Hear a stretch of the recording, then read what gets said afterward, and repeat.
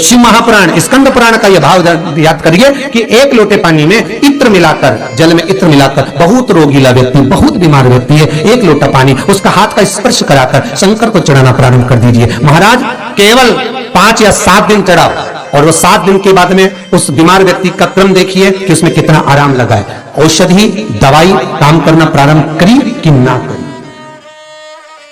केवल इत्र समर्पित, इत्र का जल। तो पहला जल सादा, दूसरा जल है इत्र का, और महाराज तीसरा जल जो शिव महापुराण के अंतर्गत कहा गया है बेलपत्र का जल। तीसरा जो जल है वो बेलपत्र का जल। बेलपत्र का जल कैसा?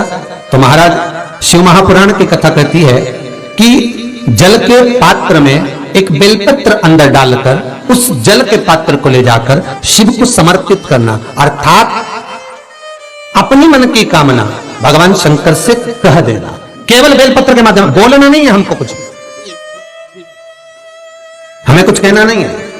3 तरह का जल का जो व्याख्यान वर्णन किया गया, एक सादा जल जो भगवान को कहा, आपने अपना एड्रेस बता दिया, आपने अपने मन का भाव बता दिया। इत्र का जो जल चढ़ाया गया वो केवल रोग मुक्ति के लिए चढ़ाया गया। और तीसरा बेलपत्र, अगर उस जल में एक बेलपत्र भी पड़ी हुई है और वो बेलपत्र पड़ा हुआ जल आप जिस भाव से चढ़ा रहे हो, जिस कामना से चढ़ा रहे हो, शंकर वो कामना आपकी पूर्ण कर दे।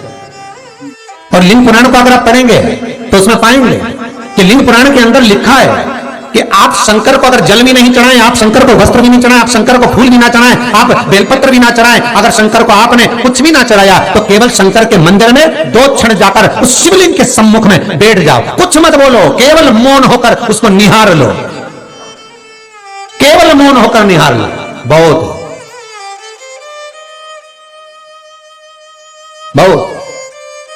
जो हनुमान जी महाराज को 3 तरह की माला समर्पित होती है। एक आंकड़े के पत्ते की, दूसरी बेलपत्र के पत्ते की, तीसरी पीपल के पत्ते की।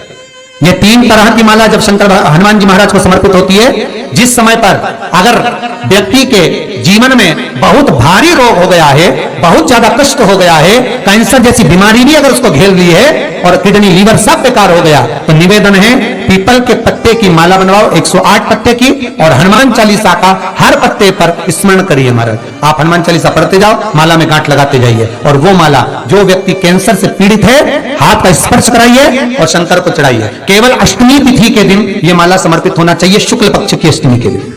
आप 2 या 3 अष्टमी को कर देखिए, अपने आप दवाई लगना प्रारंभ होगी, कैंसर जैसा रोग भी धीरे धीरे समाप्ति पर आएगा। महाराज पर करना शुक्ल पक्ष की अष्टमी को ही। महाराज कोई बच्चा एग्जाम में बैठ रहा है, सीए की पढ़ाई कर रहा है, कोई बहुत बड़े एग्जाम में बैठा, पास हो ही नहीं रहा, बहुत हार गया, बेलपत्र की माला चढ़ाई। पर बेलपत्र की जो माला है वो केवल प्रदोष पर चढ़ती है। श्री हनुमान जी महाराज आप बेलपत्र की माला चढ़ाओ, 108 बेलपत्र आप श्री शिवाय नमस्तुभ्यम मंत्र का जाप कर कर गांठ लगाकर भगवान श्री हनुमान जी महाराज के सामने पहुंचकर माला को सीधी रखकर, जो व्यक्ति एग्जाम में बैठ रहा है, नौकरी के लिए, अन्य पढ़ाई के लिए, अगर कंपटीशन एग्जाम में भी बैठ रहा है, तो माला को हनुमान जी महाराज, और हनुमान जी कौन से होना चाहिए? पूर्वमुखी। हनुमान दक्षिण मुखी नहीं चाहिए, पूर्व में जिन हनुमान जी का मुख हो वो माला ऐसी समर्पित कर कर हनुमान चालीसा का पाठ कर कर 3 बार स्मरण कर कर माला श्री हनुमान जी को पहना दीजिए। ऐसा कोई एग्जाम नहीं जिसमें से आप निकल ना पाए महाराज, पर करना आपको पड़ेगा। प्रदोष का दिन होना चाहिए,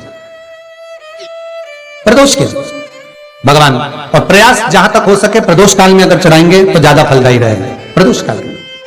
तीसरी है आंकड़े की माला। महाराज आंकड़े के पत्ते की जो माला होती है, ये माला कार्य की सिद्धि के लिए होती है। इसमें एक एक आंकड़े के पत्ते पर सीताराम लिखा जाता है, मात्र एक पत्ता ऐसा होता है जिस पत्ते पर सीताराम नहीं लिखा जाता।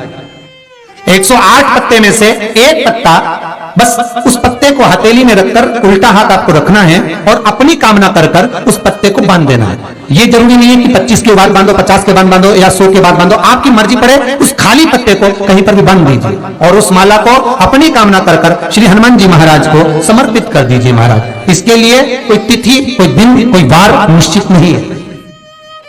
बस ये माला जब हनुमान जी को चढ़ जाए तब एक घी का और एक तेल का दिया हनुमान जी के सम्मुख में लंबी बाती का लगा देना है। महाराज एक घी का, एक तेल, और अपनी कामना कर कर आप आ जाइए। आपकी वो कामना 2.5 महीना या 3 महीना, इससे ज्यादा नहीं जाएगा, वो कामना बाबा पूरी करेगा, क्योंकि शिव और हनुमान ये सब एक ही स्वरूप है। अब आप कहेंगे महाराज जी ये कौन सी पुराण से लिया है, तो आप इसको लिंग पुराण के अंदर देख सकते हैं। आप गीता प्रेस गोरखपुर की लिंग पुराण लीजिए, उसके अंतर्गत आप इसका व्याख्यान वर्णन पढ़ सकते हैं। महाराज एक एक क्रम हमारे शास्त्रों का हम उसको बस ज्ञात करें, हम इधर उधर डोले नहीं। हमारी पुराणों में इतने इतने लेख लिखे गए हैं, उसको ही अगर हमने निकाल लिया तो हम जीवन में सुख पा सकते हैं, हम दुखी नहीं हो सकते। श्री शिवाय नमस्तुभ्यं, श्री शिवाय नमस्तुभ्यं, श्री शिवाय नमस्तुभ्यं।